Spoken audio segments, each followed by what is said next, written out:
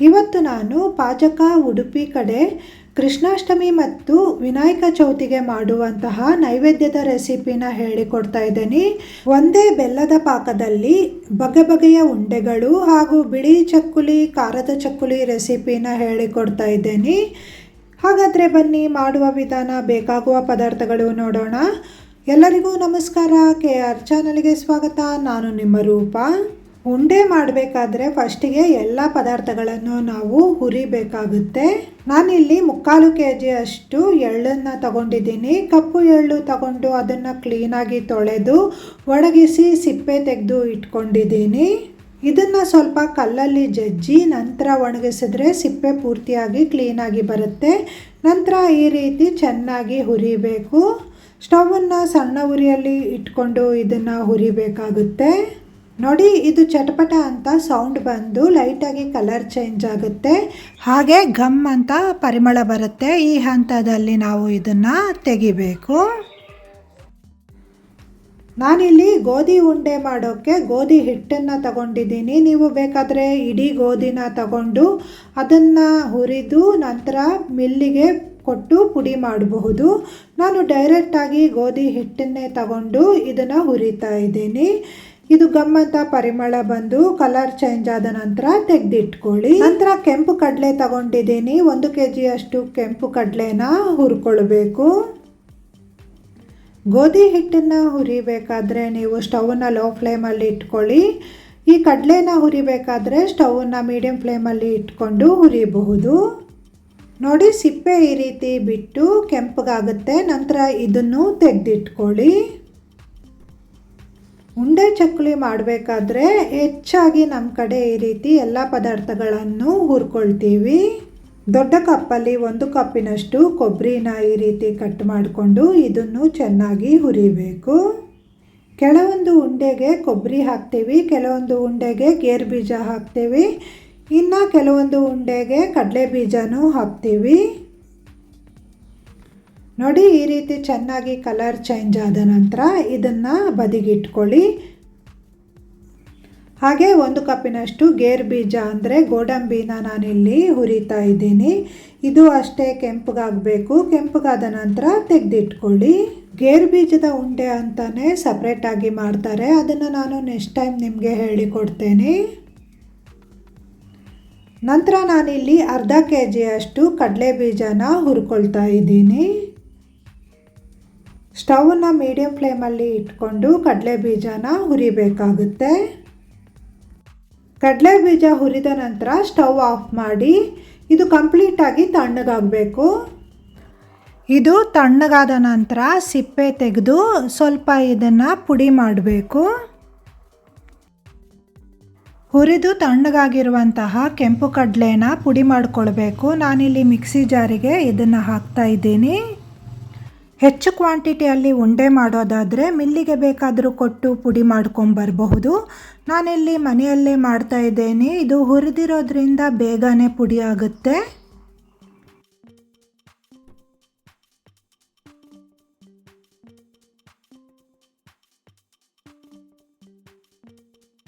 ಮಿಲ್ಲಿಗೆ ಕೊಟ್ಟು ಪುಡಿ ಮಾಡಿದ್ರೆ ಅಷ್ಟು ಟೇಸ್ಟ್ ಬರಲ್ಲ. ನಾವೇ ಪುಡಿ ಮಾಡೋದ್ರಿಂದ ಟೇಸ್ಟ್ ಚೆನ್ನಾಗಿರುತ್ತೆ.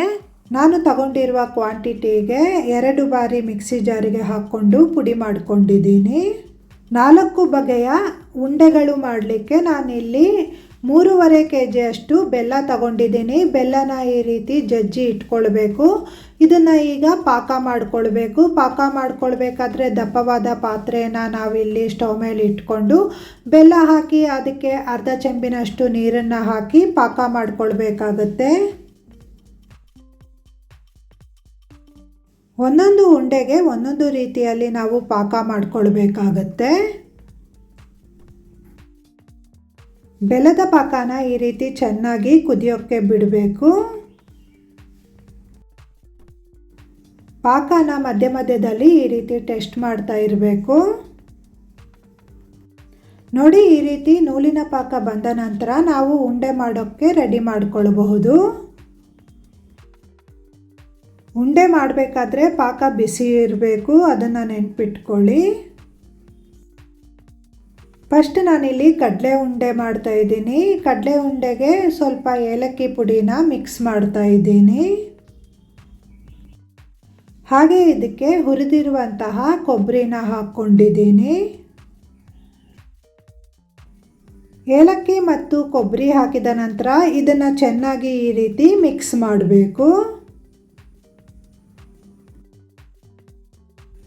ಚೆನ್ನಾಗಿ ಮಿಕ್ಸ್ ಆದ ನಂತರ ವಿಡಿಯೋದಲ್ಲಿ ತೋರಿಸಿದ ವಿಧಾನದಲ್ಲಿ ಸ್ವಲ್ಪ ಸ್ವಲ್ಪ ಪಾಕನ ಹಾಕ್ಕೊಂಡು ಸ್ವಲ್ಪ ಹಿಟ್ಟಿಗೆ ಮಾತ್ರ ಪಾಕ ಹಾಕ್ಕೊಂಡು ಈ ರೀತಿ ಚೆನ್ನಾಗಿ ಮಿಕ್ಸ್ ಮಾಡಿ ಉಂಡೆ ಮಾಡಿಕೊಳ್ಬೇಕು. ಬೆಲ್ಲದ ಪಾಕ ಉಂಡೆಗೆ ಚೆನ್ನಾಗಿ ಮಿಕ್ಸ್ ಆಗಿರಬೇಕು.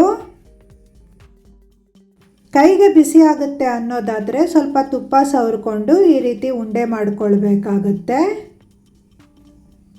ಇದೇ ರೀತಿ ಎಲ್ಲ ಹಿಟ್ಟಿಗೂ ಸ್ವಲ್ಪ ಸ್ವಲ್ಪ ಪಾಕ ಹಾಕ್ಕೊಂಡು ಉಂಡೆ ಮಾಡಿಕೊಳ್ಬೇಕಾಗುತ್ತೆ. ನಿಮಗೆ ಯಾವ ಸೈಜಲ್ಲಿ ಬೇಕೋ ಆ ಸೈಜಲ್ಲಿ ಉಂಡೆ ಮಾಡ್ಕೊಳ್ಳಿ. ನೋಡಿದ್ರಲ್ಲ, ಕಡಲೆ ಉಂಡೆ ರೆಡಿಯಾಗಿದೆ. ಈಗ ಗೋಧಿ ಹಿಟ್ಟಿನ ಉಂಡೆ ಮಾಡ್ತಾ ಇದ್ದೀನಿ. ಗೋಧಿ ಹಿಟ್ಟಿನ ಉಂಡೆಗೆ ನಾನಿಲ್ಲಿ ಹುರಿದ ಕಡಲೆ ಬೀಜ ಹಾಕಿದ್ದೀನಿ. ಹಾಗೆ ಸ್ವಲ್ಪ ಏಲಕ್ಕಿ ಪುಡಿ ಹಾಕಿ ಇದನ್ನು ಈ ರೀತಿ ಚೆನ್ನಾಗಿ ಮಿಕ್ಸ್ ಮಾಡಬೇಕು. ಕಡಲೆ ಉಂಡೆ ಮಾಡಿರುವಂತಹ ರೀತಿಯಲ್ಲೇ ಇದನ್ನು ಮಾಡಿಕೊಳ್ಬೇಕಾಗುತ್ತೆ. ಸ್ವಲ್ಪ ಸ್ವಲ್ಪ ಪಾಕ ಹಾಕ್ಕೊಂಡು ಮಿಕ್ಸ್ ಮಾಡಿ ಉಂಡೆ ಮಾಡಿಕೊಳ್ಬೇಕಾಗುತ್ತೆ. ಗೋಧಿ ಹಿಟ್ಟು ಪಾಕ ಚೆನ್ನಾಗಿ ಹೀರಿಕೊಳ್ಳುತ್ತೆ. ಗೋಧಿ ಹಿಟ್ಟಿಗೆ ಬೆಲ್ಲದ ಪಾಕ ಸ್ವಲ್ಪ ಜಾಸ್ತಿನೇ ಬೇಕಾಗುತ್ತೆ. ನಮ್ಮ ಕಡೆ ಗೋಕುಲಾಷ್ಟಮಿ ಹಬ್ಬಕ್ಕೆ ಈ ರೀತಿ ತುಂಬ ಬಗೆ ಉಂಡೆ ಚಕ್ಕುಲಿಗಳನ್ನು ತುಂಬ ಕ್ವಾಂಟಿಟಿಯಲ್ಲಿ ಮಾಡ್ತೀವಿ.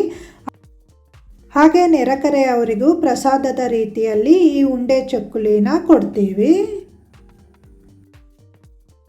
ಈ ಉಂಡೆನೂ ಅಷ್ಟೇ, ನಿಮಗೆ ಯಾವ ಸೈಜಲ್ಲಿ ಬೇಕೋ ಆ ಸೈಜಲ್ಲಿ ಮಾಡ್ಕೊಳ್ಳಿ. ನೋಡಿ, ಗೋಧಿ ಉಂಡೆ ರೆಡಿಯಾಗಿದೆ. ಈ ಉಂಡೆಗಳು 6 ತಿಂಗಳು ಇಟ್ಟರೂ ಕೆಡಲ್ಲ. ಇದಕ್ಕೆ ಯಾವುದೇ ರೀತಿ ನೀರನ್ನು ನಾವು ಮುಟ್ಟಿಸಿಲ್ಲ. ಅದಕ್ಕೆ ಇದನ್ನು 6 ತಿಂಗಳು ಇಟ್ಟರೂ ಕೆಡಲ್ಲ. ಈ ಪಾಕದಲ್ಲಿ ನಾವು ಎಳ್ಳುಂಡೆ ಮಾಡೋಕ್ಕಾಗಲ್ಲ. ಅದಕ್ಕೆ ನಾನು ಪಾಕನ ಸ್ಟವ್ ಮೇಲೆ ಇಟ್ಟಿದ್ದೇನೆ. ಪಾಕ ಟೆಸ್ಟ್ ಮಾಡ್ತಾ ಇದ್ದೀನಿ. ಪಾಕವನ್ನು ನೀರಲ್ಲಿ ಹಾಕಿ ಇದು ಉಂಡೆ ಬರುವ ತನಕ ಕಾಯಬೇಕಾಗುತ್ತೆ. ಈ ಪಾಕ ನೀರಲ್ಲಿ ಕರಗಬಾರ್ದು. ಈ ರೀತಿ ಲೈಟ್ ಹಾಕಿ ಉಂಡೆ ಬರಬೇಕು. ನಂತರ ಇದರಲ್ಲಿ ನಾವು ಎಳ್ಳುಂಡೆನ ಮಾಡಿಕೊಳ್ಬಹುದು. ಎಳ್ಳುಂಡೆಗೆ ಪಾಕ ಕರೆಕ್ಟಾಗಿರಬೇಕು, ಇಲ್ಲದಿದ್ದರೆ ನಿಮಗೆ ಎಳ್ಳುಂಡೆ ಸರಿಯಾಗಿ ಬರಲ್ಲ. ಹುರಿದಿರುವಂತಹ ಎಳ್ಳಿಗೆ ಹುರಿದಿರುವಂತಹ ಗೇರು ಬೀಜ ಮತ್ತು ಏಲಕ್ಕಿ ಪುಡಿ ಹಾಕಿ ನಾನು ಮಿಕ್ಸ್ ಮಾಡಿ ಇಟ್ಕೊಂಡಿದ್ದೀನಿ. ಈ ಎಳ್ಳುಂಡಿನ ಬಿಸಿ ಬಿಸಿ ಇರುವಾಗಲೇ ನಾವು ಕಟ್ಟಬೇಕು, ಇಲ್ಲದಿದ್ದರೆ ನಿಮಗೆ ಉಂಡೆ ಬರಲ್ಲ. ಕೈ ಬಿಸಿ ತಾಗಬಾರ್ದು ಅಂದರೆ ಸ್ವಲ್ಪ ತುಪ್ಪ ಹಚ್ಕೊಂಡು ಉಂಡೆ ಕಟ್ಕೊಳ್ಳಿ. ಸ್ವಲ್ಪ ಸ್ವಲ್ಪ ಪಾಕ ಹಾಕ್ಕೊಂಡು ನಾನಿಲ್ಲಿ ಉಂಡೆ ಮಾಡ್ಕೊಳ್ತಾ ಇದ್ದೀನಿ. ಎಳ್ಳು ಸ್ವಲ್ಪ ಬಿಡಿ ಬಿಡಿ ಇರೋದ್ರಿಂದ ಪಾಕ ಕರೆಕ್ಟಾಗಿದ್ರೇ ಉಂಡೆ ಚೆನ್ನಾಗಿ ಬರುತ್ತೆ.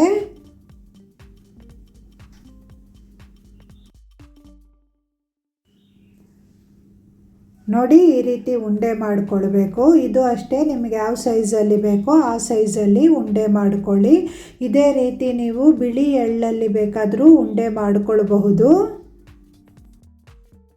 ನಮ್ಮ ಕಡೆ ಕಪ್ಪು ಎಳ್ಳಿಂದಾನೇ ಉಂಡೆ ಮಾಡೋದು. ಇದು ಆರೋಗ್ಯಕ್ಕೂ ತುಂಬ ಒಳ್ಳೆಯದು, ಹಾಗೆ ರುಚಿಯೂ ತುಂಬ ಚೆನ್ನಾಗಿರುತ್ತೆ.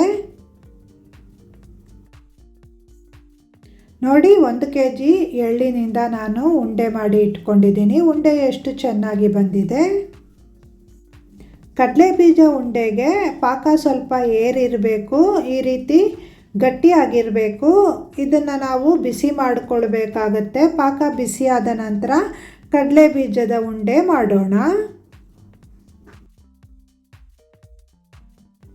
ಹುರಿದ ಕಡಲೆ ಬೀಜನ ಸ್ವಲ್ಪ ಪುಡಿ ಮಾಡ್ಕೊಳ್ಳಿ. ನಂತರ ಇದಕ್ಕೆ ಏಲಕ್ಕಿ ಪುಡಿ ಹಾಕಿದ್ದೇನೆ. ಏಲಕ್ಕಿ ಪುಡಿ ಹಾಕಿದ ನಂತರ ಇದನ್ನು ಒಮ್ಮೆ ಚೆನ್ನಾಗಿ ಮಿಕ್ಸ್ ಮಾಡಿ ನಂತರ ಉಂಡೆ ಮಾಡಿಕೊಳ್ಬೇಕು. ಇದು ಬಿಡಿ ಬಿಡಿ ಇರೋದ್ರಿಂದ ಪಾಕ ಏರಿರಬೇಕು, ಅಂದರೆ ಪಾಕ ಗಟ್ಟಿಯಾಗಿರಬೇಕು. ನೂಲಿನ ಪಾಕಕ್ಕಿಂತ ಸ್ವಲ್ಪ ಗಟ್ಟಿಯಾದ ಪಾಕನೇ ನಾವು ಮಾಡಿಕೊಳ್ಬೇಕಾಗುತ್ತೆ. ಚೆನ್ನಾಗಿ ಮಿಕ್ಸ್ ಮಾಡಿದ ನಂತರ ಉಂಡೆ ಮಾಡಿ. ಕಡಲೆ ಬೀಜದ ಉಂಡೆಗೆ ಪಾಕ ಸ್ವಲ್ಪ ಜಾಸ್ತಿನೇ ಬೇಕಾಗುತ್ತೆ, ಇಲ್ಲದಿದ್ದರೆ ಉಂಡೆ ಸಿಹಿ ಇರಲ್ಲ. ನೋಡಿ, ನೆಲಗಡಲೆ ಬೀಜದ ಉಂಡೆ ಎಷ್ಟು ಚೆನ್ನಾಗಿ ಬಂದಿದೆ. ಮಕ್ಕಳಿಗಂತೂ ಇದು ತುಂಬಾ ಇಷ್ಟ ಆಗುತ್ತೆ ಹಾಗೂ ಆರೋಗ್ಯಕ್ಕೂ ತುಂಬಾ ಒಳ್ಳೆಯದು. ನೋಡಿದ್ರಲ್ಲ, ಎಲ್ಲ ಉಂಡೆನೂ ರೆಡಿಯಾಗಿದೆ. ಗೋಕುಲಾಷ್ಟಮಿಗೆ ನೈವೇದ್ಯಕ್ಕಾಗಿ ಮಾಡಿರುವಂತಹ ಉಂಡೆಗಳಿದು. ಈಗ ಚಕ್ಕುಲಿ ರೆಸಿಪಿನ ನೋಡೋಣ. ಅಂಗಡಿಯಲ್ಲಿ ಸಿಕ್ಕುವಂತಹ ಅಕ್ಕಿ ಹಿಟ್ಟನ್ನು ತಗೊಂಡಿದ್ದೀನಿ. 2 ಕಪ್ಪಿನಷ್ಟು ಅಕ್ಕಿ ಹಿಟ್ಟನ್ನು ಬೇಸನ್ನಿಗೆ ಹಾಕಿದ್ದೀನಿ. ಹಾಗೆ 1 ಕಪ್ಪಿನಷ್ಟು ಕಡಲೆ ಹಿಟ್ಟನ್ನು ಹಾಕ್ಕೊಂಡಿದ್ದೀನಿ. ಇದು ತುಂಬ ಸುಲಭವಾಗಿ ಮಾಡುವಂತಹ ಚಕ್ಕುಲಿ ರೆಸಿಪಿ, ಹಾಗೆ ತುಂಬ ಲಘುವಾಗಿರುತ್ತೆ. 1 ಸ್ಪೂನಿನಷ್ಟು ಜೀರಿಗೆ, 1/4 ಸ್ಪೂನಿನಷ್ಟು ಇಂಗಿನ ಪುಡಿ, 1 ಸ್ಪೂನಿನಷ್ಟು ಖಾರದ ಪುಡಿ, 1 ಸ್ಪೂನಿನಷ್ಟು ಉಪ್ಪು ಹಾಕಿ ನಂತರ 4 ಸ್ಪೂನಿನಷ್ಟು ಕೊಬ್ಬರಿ ಎಣ್ಣೆನ ಬಿಸಿ ಮಾಡಿ ಹಾಕಿದ್ದೇನೆ. ಎಣ್ಣೆ ಹಾಕಿದ ನಂತರ ಇದನ್ನು ಸ್ಪೂನಲ್ಲಿ ಈ ರೀತಿ ಚೆನ್ನಾಗಿ ಮಿಕ್ಸ್ ಮಾಡಿ. ಎಣ್ಣೆ ಬಿಸಿ ಇರೋದ್ರಿಂದ ಫಸ್ಟಿಗೆ ಕೈ ಹಾಕಲಿಕ್ಕೆ ಹೋಗಬೇಡಿ. ಸ್ಪೂನಲ್ಲಿ ಈ ರೀತಿ ಚೆನ್ನಾಗಿ ಮಿಕ್ಸ್ ಮಾಡಿದ ನಂತರ ಕೈಯಲ್ಲಿ ಚೆನ್ನಾಗಿ ಕಲಸಿ. ನೋಡಿ, ಕೈಯಲ್ಲಿ ಈ ರೀತಿ ಚೆನ್ನಾಗಿ ಕಲಸುವಾಗ ಉಂಡೆ ಬರಬೇಕು, ಆವಾಗ ಹಿಟ್ಟು ಕರೆಕ್ಟಾಗಿದೆ ಅಂತ ಅರ್ಥ. ಈಗ ಸ್ವಲ್ಪ ಸ್ವಲ್ಪ ನೀರನ್ನು ಹಾಕ್ಕೊಂಡು ಇದನ್ನು ಚೆನ್ನಾಗಿ ಚಕ್ಕುಲಿ ಹಿಟ್ಟಿನ ಹದಕ್ಕೆ ಕಲಿಸ್ಬೇಕು, ಅಂದರೆ ಚಪಾತಿ ಹಿಟ್ಟಿನ ಹದದಲ್ಲಿ ಇರಬೇಕು. ಪೂರ್ತಿಯಾಗಿ ಹಿಟ್ಟು ಕಲಿಸಿದ ನಂತರ ಹಿಟ್ಟನ್ನು ಚೆನ್ನಾಗಿ ನಾದಬೇಕು. ಹಿಟ್ಟು ನೀವು ಎಷ್ಟು ಚೆನ್ನಾಗಿ ನಾದುತ್ತೀರಾ ಅಷ್ಟು ಚೆನ್ನಾಗಿ ಲಘುವಾಗಿ ಚಕ್ಕುಲಿ ಬರುತ್ತೆ. ಹಿಟ್ಟನ್ನು ಕಲಸಿದ ನಂತರವೇ ಚಕ್ಕುಲಿ ಮಾಡಿಕೊಳ್ಬಹುದು, ಹಿಟ್ಟು ನೆನೆಬೇಕಂತೇನಿಲ್ಲ. ನೋಡಿದ್ರಲ್ಲ, ಹಿಟ್ಟಿನ ಹದ ಈ ರೀತಿ ಇರಬೇಕು. ಚಕ್ಕುಲಿ ಮಿಷನಿಂದ ನಾನಿಲ್ಲಿ ಚಕ್ಕುಲಿ ಮಾಡಿ ತೋರಿಸ್ತಾ ಇದ್ದೀನಿ. ಇದನ್ನು ನೀವು ಮುರುಕಿನ ಥರ ಡೈರೆಕ್ಟಾಗಿ ಎಣ್ಣೆಗೆ ಬಿಟ್ಕೊಂಡು ಮಾಡಿಕೊಳ್ಬಹುದು. ನಾನಿಲ್ಲಿ ಚಕ್ಕುಲಿ ಮಾಡಿ ತೋರಿಸ್ತಾ ಇದ್ದೇನೆ. ಚಕ್ಕುಲಿ ಮಿಷನಿಗೆ ಸ್ವಲ್ಪ ಎಣ್ಣೆ ಹಚ್ಚಿ ನಂತರ ಉಂಡೆ ಮಾಡಿಕೊಂಡು ಹಿಟ್ಟನ್ನು ಈ ರೀತಿ ಚಕ್ಕುಲಿ ಮಿಷನ್ ಒಳಗೆ ಹಾಕಬೇಕು. ನಂತರ ವಿಡಿಯೋದಲ್ಲಿ ತೋರಿಸಿದ ವಿಧಾನದಲ್ಲಿ ಒಂದೊಂದಾಗಿ ಚಕ್ಕುಲಿನ ಮಾಡಿಕೊಳ್ಬೇಕು. ತುಂಬ ಸುಲಭವಾಗಿ ಮಾಡುವಂತಹ ಚಕ್ಕುಲಿ ರೆಸಿಪಿ ಇದು. ಅಂಗಡಿಯಿಂದ ಚಕ್ಕುಲಿ ತರೋದಕ್ಕಿಂತ ಶುದ್ಧವಾದ ಎಣ್ಣೆಯಿಂದ ನಾವೇ ಮನೆಯಲ್ಲಿ ಸ್ವಚ್ಛವಾದ ಚಕ್ಕುಲಿನ ಮಾಡಿಕೊಳ್ಳಬಹುದು. ಈ ರೀತಿ ಎಲ್ಲ ಚಕ್ಕುಲಿ ಮಾಡಿಕೊಂಡ ನಂತರ ಬಾಣಲಿಯಲ್ಲಿ ಎಣ್ಣೆ ಬಿಸಿಗಿಟ್ಟಿದ್ದೇನೆ. ದಪ್ಪವಾದ ಬಾಣಲಿ ಇದ್ದರೆ ಚಕ್ಕುಲಿ ಚೆನ್ನಾಗಿ ಕಾಯುತ್ತೆ. ನಾನಿಲ್ಲಿ 1/2 ಲೀಟರಿನಷ್ಟು ಎಣ್ಣೆ ಹಾಕಿದ್ದೀನಿ. ಎಣ್ಣೆ ಚೆನ್ನಾಗಿ ಕಾದ ನಂತರ ಚಕ್ಕುಲಿ ಮಾಡ್ಕೊಂಡಿದ್ದೀನಿ. ನೋಡಿ ಎಷ್ಟು ಚೆನ್ನಾಗಿ ಬಂದಿದೆ. ಕಲರ್ ಕೆಂಪು ಕೆಂಪಾಗಿ ತುಂಬ ಚೆನ್ನಾಗಿ ಬಂದಿದೆ. ಹಾಗೆ ಚಕ್ಕುಲಿನೂ ಲಘುವಾಗಿ ಬಂದಿದೆ. ಉದ್ದಿನ ಚಕ್ಕುಲಿ ಮಾಡೋಕ್ಕೆ ನಾನಿಲ್ಲಿ 1 kg ರೇಷನ್ ಅಕ್ಕಿ ತಗೊಂಡಿದ್ದೀನಿ. ರೇಷನ್ ಅಕ್ಕಿನ ಈ ರೀತಿ ಚೆನ್ನಾಗಿ ಹುರಿದಿಟ್ಕೊಳ್ಬೇಕು. ಹಾಗೆ 1/2 kg ಉದ್ದಿನ ಬೇಳೆ ತಗೊಂಡಿದ್ದೀನಿ. ಇದನ್ನು ಅಷ್ಟೇ ಚೆನ್ನಾಗಿ ಹುರಿದು ಇಟ್ಕೊಳ್ಬೇಕು. ಹುರಿದಿರುವಂತಹ ಉದ್ದಿನ ಬೇಳೆನ ಚೆನ್ನಾಗಿ ನಾವು ಮಿಕ್ಸಿಯಲ್ಲಿ ಪುಡಿ ಮಾಡಿಕೊಳ್ಬೇಕು. ನಂತರ ಈ ರೀತಿ ಜಲ್ಲಡಿ ಹಿಡಿಬೇಕು. ನೀವು ಬೇಕಾದರೆ ಮಿಲ್ಲಿನಲ್ಲಿನೂ ಹಿಟ್ಟು ಮಾಡಿಕೊಳ್ಬಹುದು. ಇದೇ ರೀತಿ ನಾನು 2 ಬಾರಿ ಮಿಕ್ಸಿ ಜಾರಿಗೆ ಹಾಕಿ ಹಿಟ್ಟನ್ನು ರೆಡಿ ಮಾಡಿ ಇಟ್ಕೊಂಡಿದ್ದೀನಿ. ಹುರಿದಿಟ್ಟಿರುವಂತಹ ಅಕ್ಕಿಗೆ ನೀರನ್ನು ಹಾಕಿ 2 ಗಂಟೆ ಹೊತ್ತು ನೆನೆಸಿಡಬೇಕು. ನಂತರ ನೀರನ್ನು ತೆಗೆದು ಇದನ್ನು ರುಬ್ಕೊಳ್ಬೇಕು. ಈ ಅಕ್ಕಿ ಹಿಟ್ಟು ನೈಸಾಗಿರಬೇಕು. ಸ್ವಲ್ಪ ನೀರನ್ನು ಹಾಕ್ಕೊಂಡು ನೈಸಾಗಿ ರುಬ್ಕೊಳ್ಬೇಕು.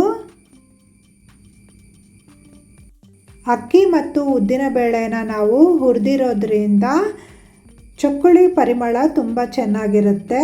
ಅಕ್ಕಿ ಹಿಟ್ಟಿಗೆ ಉದ್ದಿನ ಹಿಟ್ಟನ್ನು ಬೆರೆಸಿ ಹಾಗೆ ಹುರಿದ ಎಳ್ಳು ಮತ್ತು ಉಪ್ಪನ್ನು ಹಾಕಿ ಈ ರೀತಿ ಚೆನ್ನಾಗಿ ಒಮ್ಮೆ ಮಿಕ್ಸ್ ಮಾಡಿ, ನಂತರ ಅರ್ಧ ಕಪ್ಪಿನಷ್ಟು ತೆಂಗಿನ ಎಣ್ಣೆನ ಬಿಸಿ ಮಾಡಿ ಇದಕ್ಕೆ ಹಾಕ್ಕೊಂಡು ಚೆನ್ನಾಗಿ ನಾದಿ ಕಲಿಸಬೇಕು.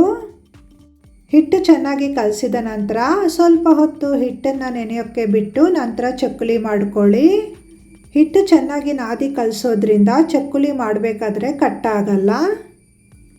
ಎಣ್ಣೆ ಚೆನ್ನಾಗಿ ಕಾದ ನಂತರ ಚಕ್ಕುಲಿನ ಹಾಕ್ಕೊಂಡು ಚೆನ್ನಾಗಿ ಇದನ್ನು ಫ್ರೈ ಮಾಡಬೇಕು. ಇದನ್ನು ನಮ್ಮ ಕಡೆ ಬಿಳಿ ಉದ್ದಿನ ಚಕ್ಕುಲಿ ಅಂತ ಕರಿತೇವೆ. ಕೃಷ್ಣನಿಗೆ ಪ್ರಿಯವಾದ ಚಕ್ಕುಲಿ ಇದು ಕಾದಿದೆ ಅಂತ ಗೊತ್ತಾಗಬೇಕಾದ್ರೆ ಎಣ್ಣೆಯಲ್ಲಿ ನೊರೆ ಅಂಶ ಕಡಿಮೆ ಆಗುತ್ತೆ, ಹಾಗೆ ಸೌಂಡ್ ಕಡಿಮೆ ಆಗುತ್ತೆ. ನಂತರ ಇದನ್ನು ತೆಗೀರಿ. ನೋಡಿ ಎಷ್ಟು ಲಘುವಾಗಿದೆ ಚಕ್ಕುಲಿ, ನೋಡೋಕ್ಕೂ ತುಂಬ ಚೆನ್ನಾಗಿರುತ್ತೆ.